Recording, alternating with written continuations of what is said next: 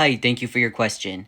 So this is in reference to me having HSV2, which is genital herpes, and I do videos on it from time to time to minimize the stigma, which ends up minimizing infection rates. So when I was first diagnosed, I honestly, I just, like I said, I went balls to the wall and like I made it public, like on social media. I put it in my Instagram bio. I had like 60K followers at the time. Basically, like when I would be talking to somebody, I would not wait that long. I would maybe wait a day, not even. Obviously this is like talking through text or phone or whatever. And then I'd say, listen, I completely understand if you're not okay with this, but I have HSV2, genital herpes, and I just like to put it out there to kind of let you know and have it out in the open. So I was diagnosed at the beginning of my transition, and I was getting to know a lot of people at the time because I was kind of like going through a second puberty. So I was like, I was talking to a lot of people. Like it didn't matter, cis women, cis men, trans women, just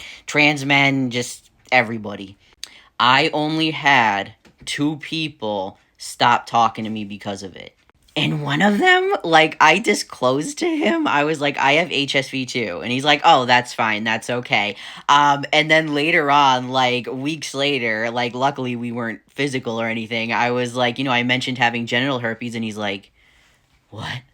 And I'm like, yeah, I disclosed to you HSV2. And he's like, I didn't know that's what that was.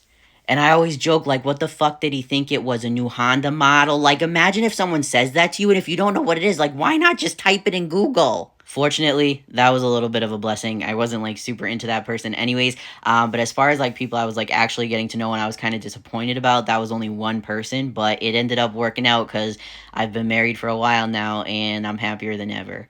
Another thing, I actually dated somebody pre-transition, who I was like really nervous about STIs at the time. Ironically, I made everybody I was with get tested until I went through a rough patch, okay? But for a while I did make everyone get tested, and this person I dated was also very nervous about STIs, and after I was diagnosed, I disclosed to him, and he was like, it's not a big deal. Life isn't over.